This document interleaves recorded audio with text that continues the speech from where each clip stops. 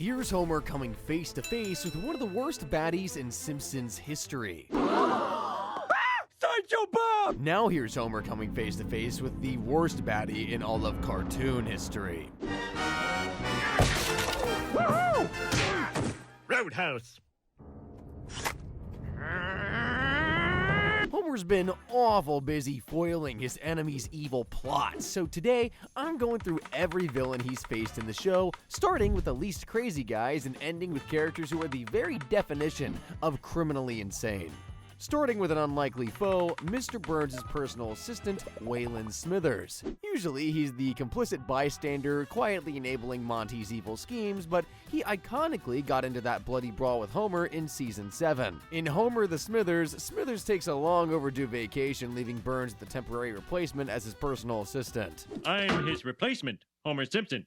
I'll have my lunch now. A single pillow of shredded wheat and a dodo egg. But I think the dodo went extinct. Get going and rotate my office so the window faces the hills. Homer works his butt off trying to cater to every single one of Burns' ridiculous orders, but there's just no pleasing the old frick. Eventually, the constant ridicule becomes too much to handle, and the idiot does something that'll surely get him fired. No! You're a travesty of a joke of an assistant.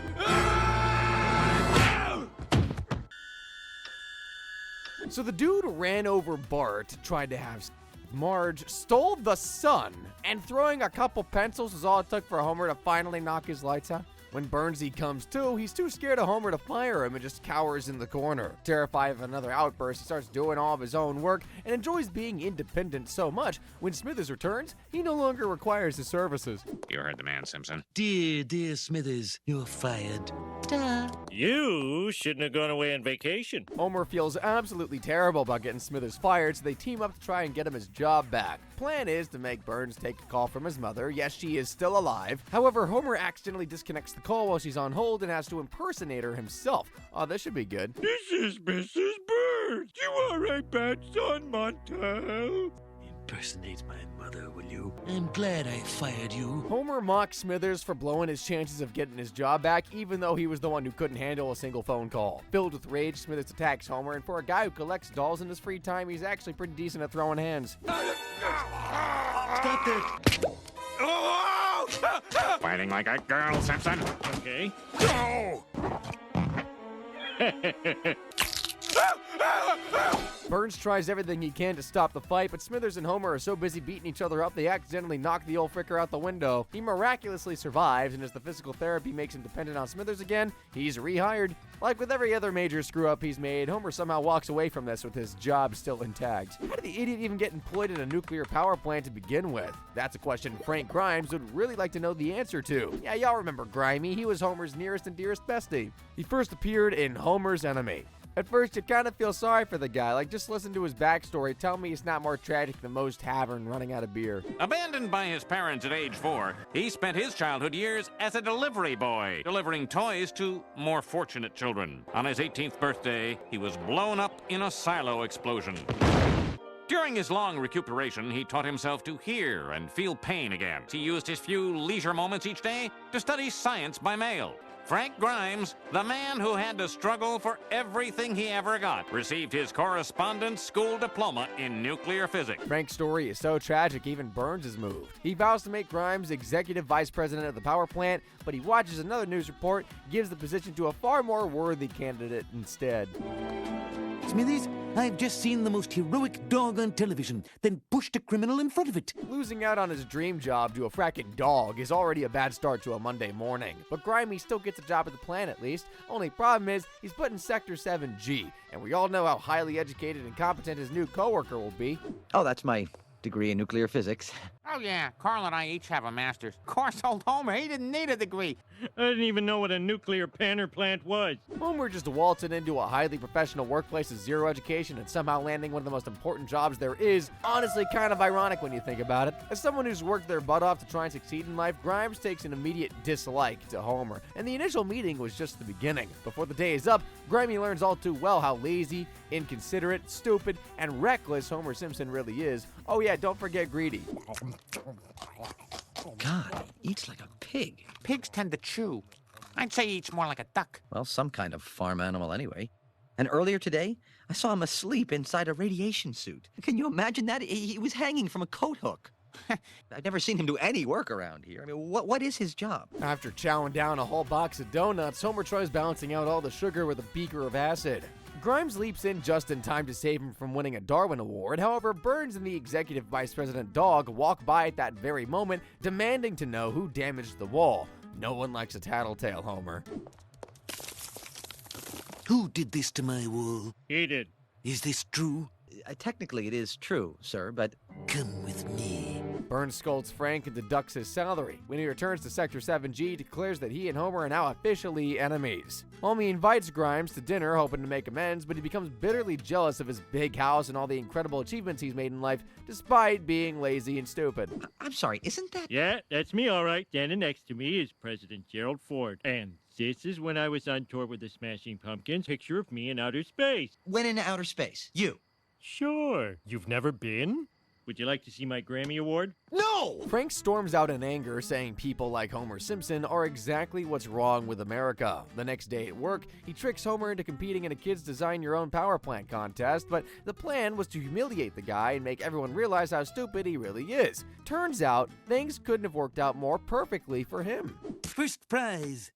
What? You're number one, Homer. But this was a contest for children! And Homer beat their brains out.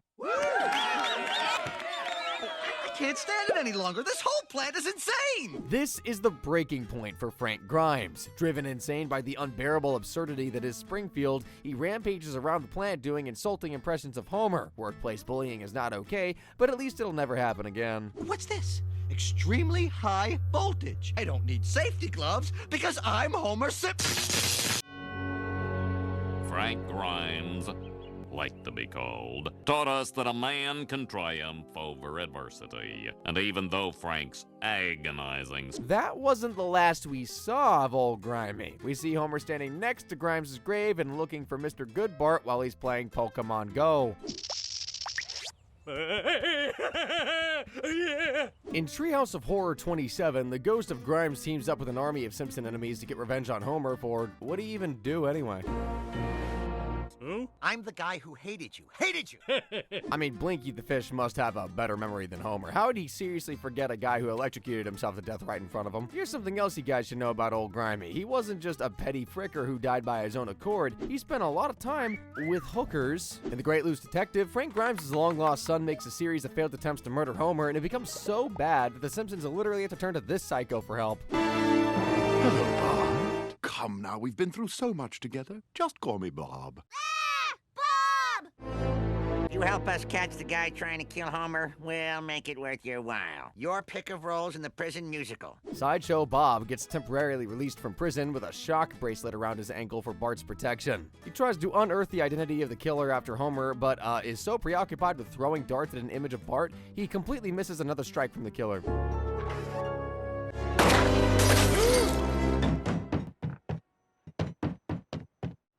Oh my God, he's getting closer. Bob makes no progress trying to track down the killer, and now Homer's been appointed king of the Springfield Mardi Gras. Basically, it's an open invitation for the killer to shoot him as he parades down the street. But I guess JFK-style murders aren't really Grimey's thing. Homer, you must get off that float. The brake line has been cut. This is your king. Sacrifice yourself to slow me down. Oh, that's heavy. Bob fires himself out of a cannon and saves Homer with his massive feet right before the float crashes into the Museum of Swordfish. They hold on tight to the Duff float, but the killer shoots Duffman to try and make them crash. Homer and Bob end up chasing the masked killer into an alley where a mechanic named Junior reveals himself as Frank Grimes Jr. No, there's no way Homer's memory is this fracking bad. Frank Grimes, Jr. Don't you remember? Your ape-like incompetence drove my father insane. Frank Grimes. Homer trying to remember who Grimes is actually saved his life as it allows the cops time to swoop in and arrest Junior for attempted murder. This is the day Lisa decided to never pursue a career in any kind of detective work. The murderer is... We know, Frank Grimes Jr. Huh? Take him away, boys. What would Bumblebee Man even have against Homer? Did he spill salsa on his costume or something? Marge could have married anyone in Springfield, right? She could have married Troy McClure, McBain, literally any Sammy decent man. But oh no, she vowed to love this guy till death do her part. Precious Venus.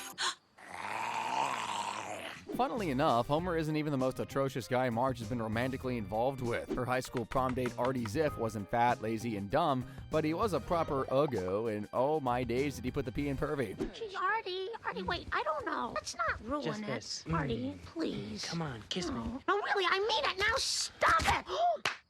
Artie first appeared in the Season 2 episode The Way We Was. The man who once tried to grope Marge and still has feelings for her to this day, he was bound to become Homer's sworn enemy at some point. In Half-Decent Proposal, Patty and Selma get Marge drunk and manipulate her into sending a raunchy email to her old prom date, who's now the billionaire CEO of Ziff Corp. Despite having enough money to rent a yacht full of supermodels, he's still insanely obsessed with Marge, even all these years later. Actually, I think insane is too light a word to describe this. A note from Marge Simpson? I was just thinking about her for the last 20 years. At the crack of dawn the next morning, Artie arrives at the Simpsons' residence via helicopter. Marge tries to explain that she was drunk when she sent the email and is happily married, but the creep won't listen and makes this extremely sus offer to Homer anyway. Homer, I will give you $1 million to let me spend a weekend alone with your wife.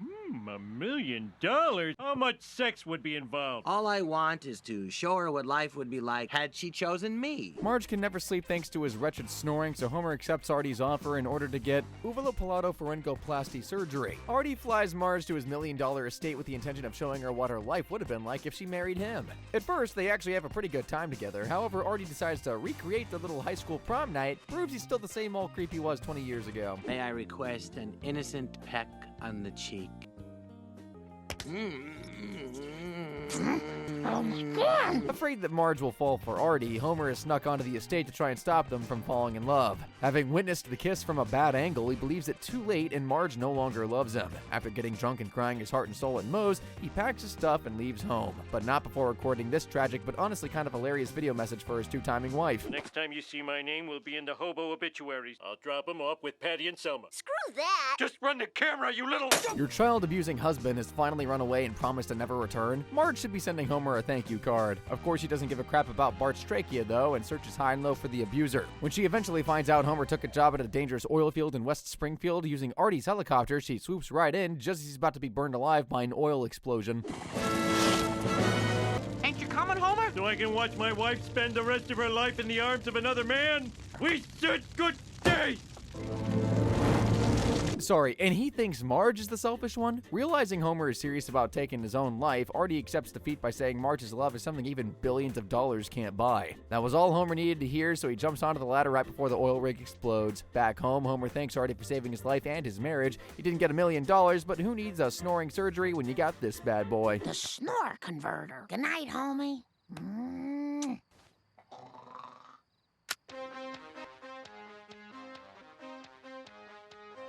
Artie Ziff would appear again in the Ziff Who Came to Dinner when the Simpsons find him squatting in their attic. He's on the run for committing fraud and grand larceny. Ziff Corp is now completely bankrupt, but that won't stop this fricker from selling 98% of the company's outstanding shares to Homer in a game of poker. Check it out. I own a multinational corporation. I always knew someday I'd be a COD. Freeze! Securities and Exchange Commission. Ah, man. Poor guy was so excited to finally become a cod. Now he's getting charged with all of Artie's crimes since he's the majority stockholder of Ziff Corp. After being taken into SEC custody and put on trial, innocent Homer is sentenced to 10 years in the big house. And it's quite insulting that his wife waited until after the sentencing to finally do this. I never want you in this house again. Can I move back in? Oh, what do you think? Artie is shunned by everyone for letting Homer take the fall for his crimes. Well, not everyone. You put Homer in jail? The hair is standing up on the back of my knees. Selma has instantly fallen in love with Artie for getting rid of her horrible brother-in-law, and he ends up spending the night with her. I guess an experience like that is enough to make any man rethink his life choices. So Artie turns himself into the cops, and Homer gets released from jail, somehow even dumber than he was when he went in. Oh, Dad! I missed you so much. Maggie, you're talking! I believe that's Lisa. What a man you've become. Thank you for doing the right thing. Artie was later released from jail and was last seen attending the Simpsons Mardi Gras party in No Loan Again, naturally. Presumably, he's no longer one of Homer's enemies, but I know two gals who will hate his guts till the very last episode of The Simpsons, if there ever is one. Patty and Selma's pure, unadulterated hatred of their brother-in-law has driven them to some absolutely insane lengths to try and get rid of him throughout the show, and their actions in Wedding for Disaster may just be the craziest. In this episode, Marge finds out some shocking news about her marriage to Homer. Patty and Selma, it's time to finally open that bottle of champagne you've been keeping. Since that time, you two have not been legally wed. We don't need a piece of paper. Who are you calling an old lady? I need that paper quick! To her sister's horror, Marge decides to remarry Homer and gets to work planning the wedding. Becoming so irritable in the process, Homer names her Bridezilla. On the big day, Homer doesn't show up, and believing her attitude has made him do a runner, Marge is more devastated than that time she found out her dad didn't actually work as a pilot. Homie.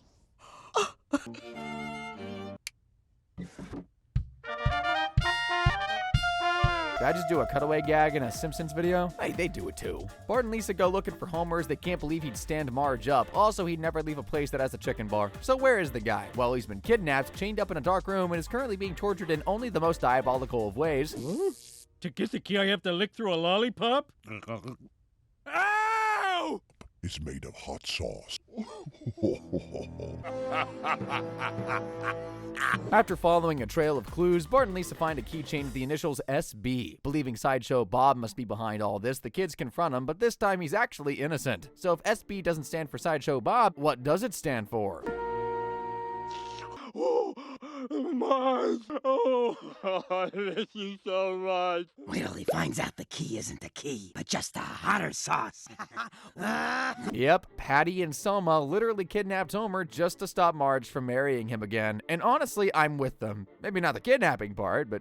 well, realizing he's missed the wedding, Homer reads the vows he wrote for Marge anyway. For someone with kindergarten-level literacy, I gotta say, they are shockingly poetic. Marge, I hope this day is as perfect for you as the day we met was for me. With each marriage, I get a little better. Maybe after 1,000, I'll be worthy of you. I miss the kid. God help me, I even miss your sisters.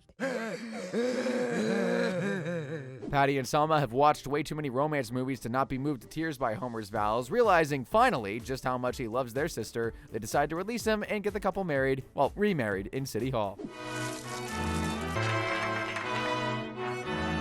Just what I always wanted. A rocket ship wedding cake! Fat Tony, the iconic Springfield Mafia boss, first appeared in Bart the Murderer. Chief Wiggum tried for 22 seasons to take him down, but it was finally Homer who defeated him for good. In Donnie Fatso, Homer gets sentenced to 10 years in jail after trying to bribe his way out of all these ridiculous fines he got on New Year's Day. Failed to separate your bottles and newspapers. It used to cover 2 public nudities. That's vandalizing city property. Write him up again, Lou. Mild obscenity before 10 a.m. Also illegal. The FBI offers to throw out Homer's sentence on one condition. He needs to infiltrate Fat Tony's mafia gang and gather insider information. He's down, but first, he'll need a very convincing disguise. Pay attention. We're gonna move in on Fat Tony when he takes delivery on your left sideburn as a fiber optic camera. To zoom out, go, oh! Forget about it! Homer goes undercover as Nicky Blue Pants. He convinces the mafia he's tough enough to join their gang. After they all break out of prison, he gets assigned his first illegal mission, and it really couldn't have been a worse one. As a reward, I planned a little surprise. Homer continues feeding the feds information about the mafia while Fat Tony comes to love and trust him like his own son. When everything finally clicks, you'd expect Homer the Traitor's head to get blown off to some awesome Godfather music, but I guess Fat Tony just ate one too many rib witches during his life. How could you, Nicky? I would have given you everything. In the strip club of my heart, I loved you. He's dead. You're wrong. Forget about it. Apparently, a fat guy dying of a heart attack right in front of him wasn't even enough to motivate Homer into losing weight. But I mean, he's practically a skinny legend compared to this next villain. In The Simpsons guy, the Griffins get run out of Quahog thanks to Peter and his sexist comic strip. At a gas station, their car gets stolen, so they head into the nearest town to report it. Lois refuses to breastfeed Chris, which I kid you not, is a thing in the episode. So the family stops at the Quickie Mart expecting Apu to give them donuts for free. He's about to kick them out, but Homer Simpson simply can't stand by and watch someone's donut rights get violated. Wow, for real? No man should be so poor he cannot pay for a donut. Tell him what I did, Apu. He stole the donut. I stole the donut. The Simpsons let the Griffins crash at their place until their stolen car turns up. Homer befriends Peter, and together they go out looking for the car. Okay, somehow that mission turned into this horror show.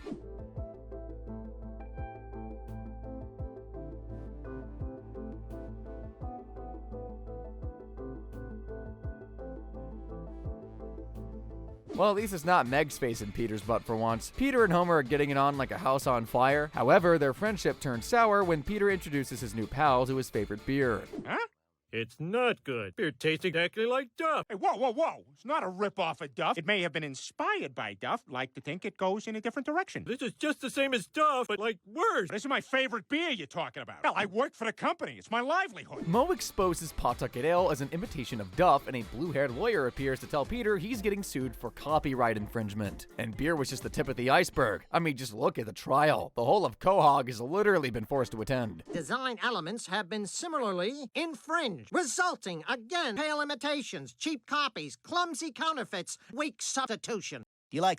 I don't think we're very similar. You know why they got us sitting next to each other. The Simpsons is literally age-rated 12, so I mean, I would be pretty dang horrified if there was a character in the show who inspired Quagmire, like, geez. Judge Fred Flintstone finds both Duff and Pawtucket to be imitations of his show's beer. However, Pawtucket Brewery gets put out of business anyway. Peter is now jobless, and yeah, he's more angry at Homer than he is with a certain giant chicken.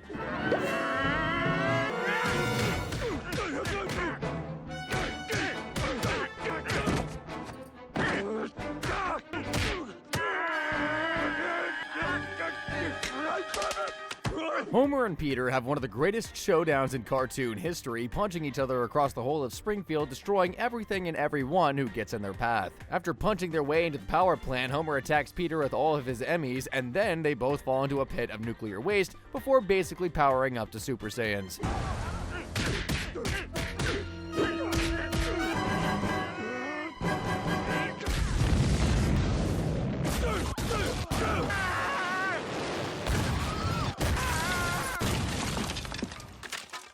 I like how literally no one's got their phone out recording all this. Homer and Peter battle it out in space, crashing into and wrecking Kang and Kodo's spaceship. A genius cameo from Roger appears before they both crash back down to Earth, landing in a very ironic place indeed. We're gonna make it! Trust me, we're not.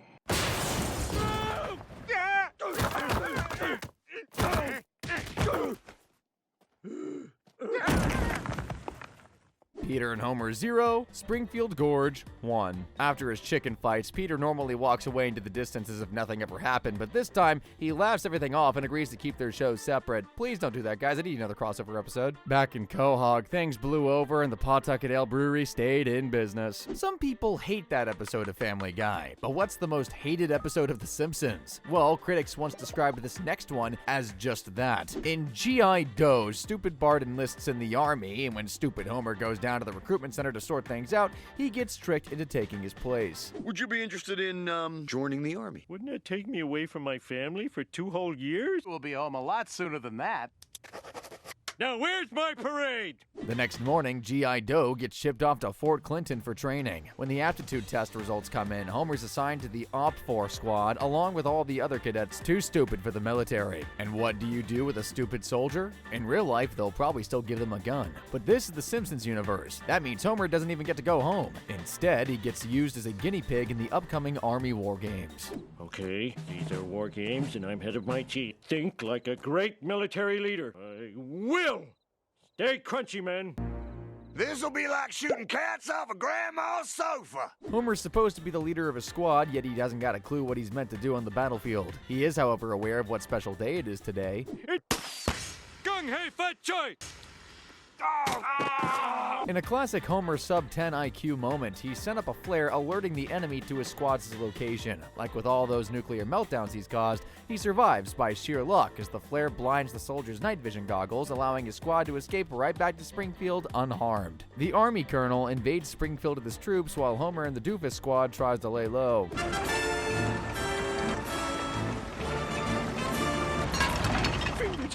Fingers! And I thought Lenny getting crushed by that tank was painful. Homer's unit hides out in Moe's tavern, but in perhaps the biggest betrayal since that darn cough syrup drink, he hands them over in exchange for a wad of cash. It's not over just yet for Homer, though, and he escapes back home through a manhole in the tavern's basement. Of course, Evergreen Terrace will be the first place the Colonel will look for him. Stupid army, searching for me with that giant helicopter in the distance. It's small and it's in our room. Predator drone! Homer escapes to the retirement castle and lies low while the Colonel rounds up every stupid, bald, fat man in Springfield. Would have eventually been tracked down and killed. Luckily, Marge saved the day by adding alcohol to the town reservoir, intoxicating the soldiers, and allowing the Springfield resistance time to capture the Colonel. We're here to discuss the terms of your surrender. Never. Let's see what your hangover has to say.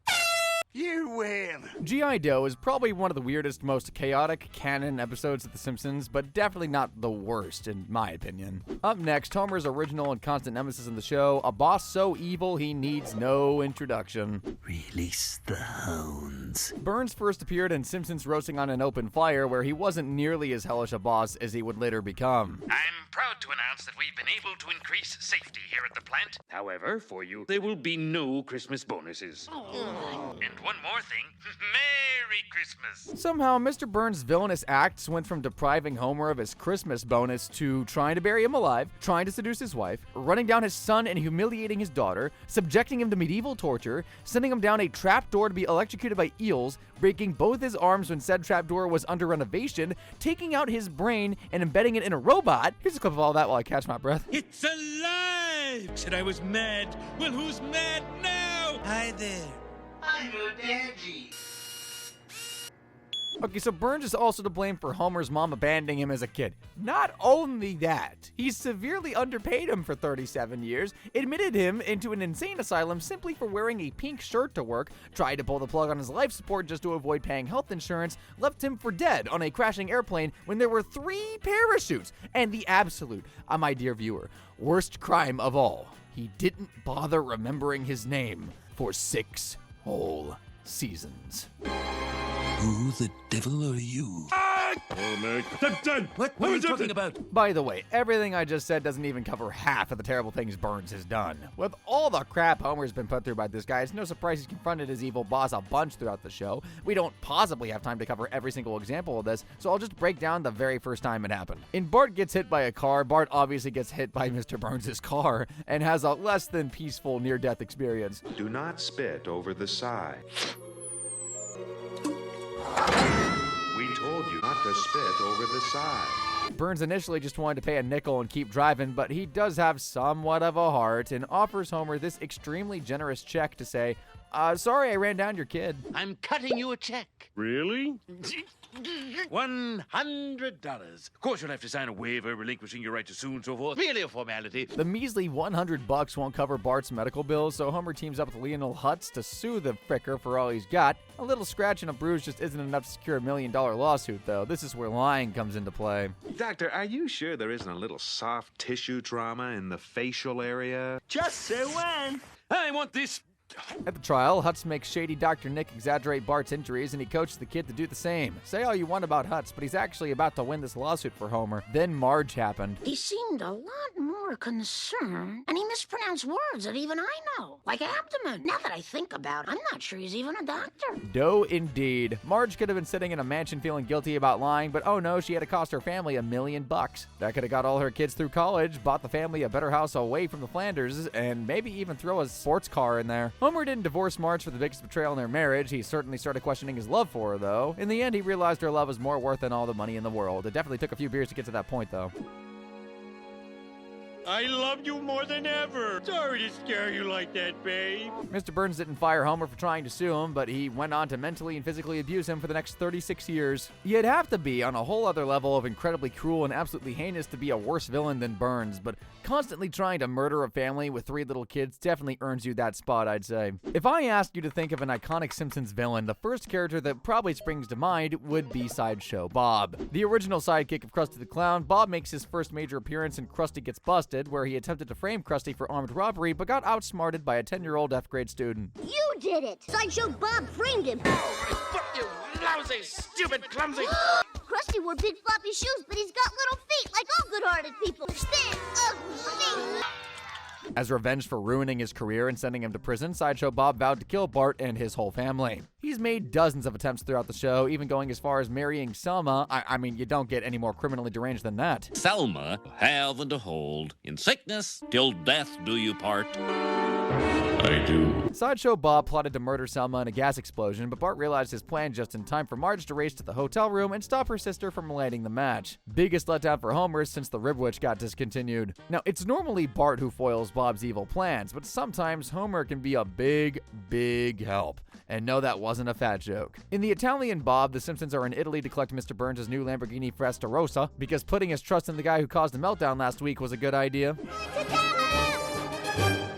Don't worry, we got the cheese insurance. It doesn't cover mortadella. The Simpsons venture into a nearby village hoping to find someone who speaks English and can help them find a mechanic. Finding their way to an early grave definitely seems more likely. Excuse me, Mr. Mayor? Indeed, I do. Sideshow Bob! The Simpsons! Sideshow Bob reveals he moved to Italy to get away from Bart and no longer has any desire to kill him. He's also the village's new mayor now, and he didn't even need a campaign slogan to get elected. Ba ba ba ba ba ba ba ba. Never had I felt such acceptance. The contadini elected me their mayor.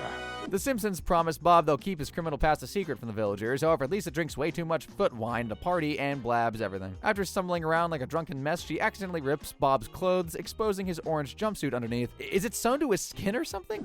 Sideshow Bob! Sideshow Bob? Fun fact, that plagiarism dig did not go down with the writers of Family Guy well. In response, they literally had Quagmire do what Bob's been failing to do for years. Wow, 3 times in a row. You're amazing, Glenn. Oh, I just take a lot of pride in what I do. Hey, what's going on here? Ah! Get off my wife! Oh my god, oh my god! You shot my homie! I'm calling the police! Ay, caramba! Mom and Dad are dead. Oh no! Who will pay for my saxophone lessons?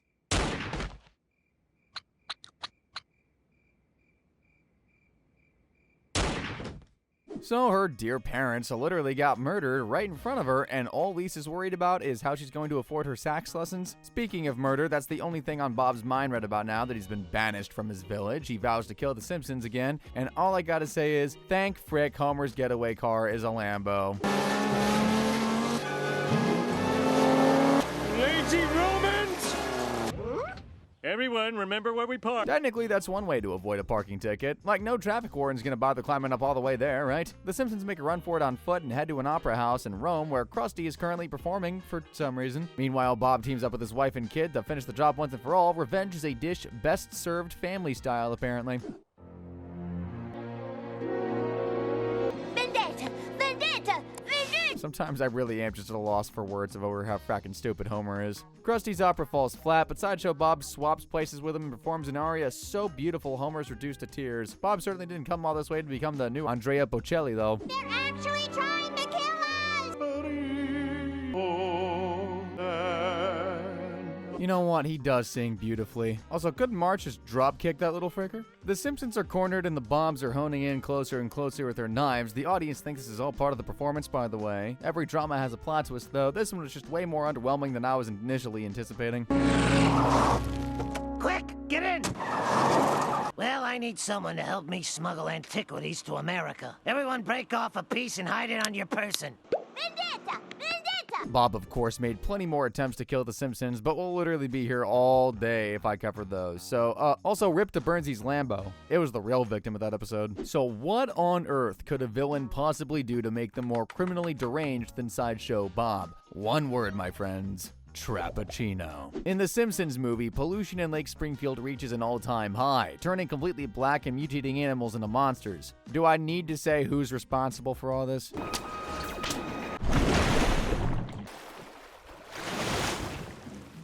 When the EPA discovers a mutant squirrel, head of the agency Russ Cargill contacts the president to discuss what should be done with Springfield. 5 unthinkable options get laid out on the table, but the president picks number 3 without even reading what it's about. Kids, this is why you should always read the fine print.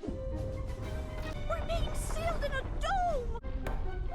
The U.S. government has sealed Springfield in a dome because it's so darn polluted. This is all Homer's fault, so naturally he's gonna keep quiet. However, it's not long before Kent Brockman announces that a pig crap silo has been pulled from the lake, but it could be anybody's, right? Homer, It was you! You single-handedly killed this town! This station does not endorse vigilante justice, which it will.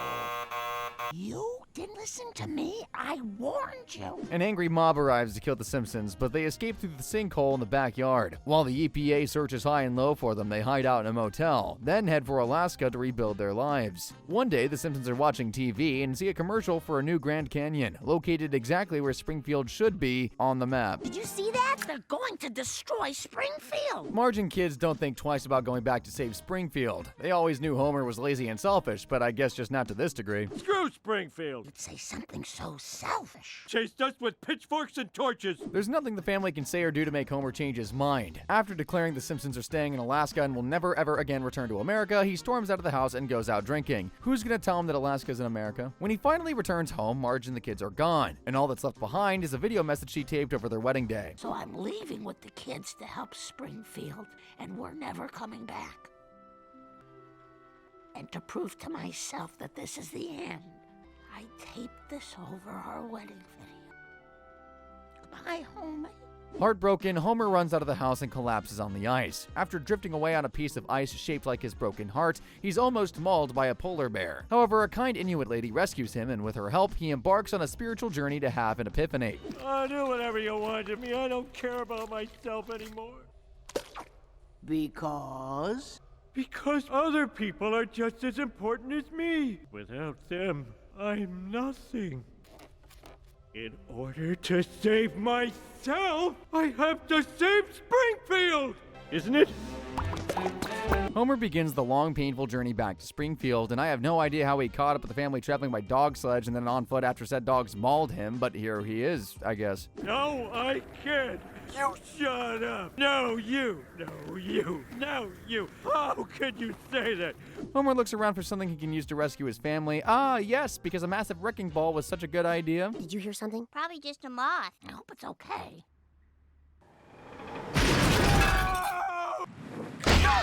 While Homer swings around like Miley Cyrus back in the day, Marge and the kids are tranquilized and put back in the dome. When they come to, they are shocked by how far Springfield has fallen. Suddenly, Russ Cargill appears on screen and lowers a bomb with a 15-minute timer inside. The town begins to panic, but a hero is never far away, and by hero, I totally mean Cletus for distracting Cargill while everyone tries to escape. Not this guy. Well, at least he was polite about it. Also, that's gotta be the most horrific case of rope burn known to man, right? Blowing up would definitely be worse though, but what can Homer do about it? Staying true to his character, he makes the situation 10 times worse by kicking the bomb and knocking 4 extra minutes off the timer. Then at last he has an epiphany. How am I supposed to get up there? Oh.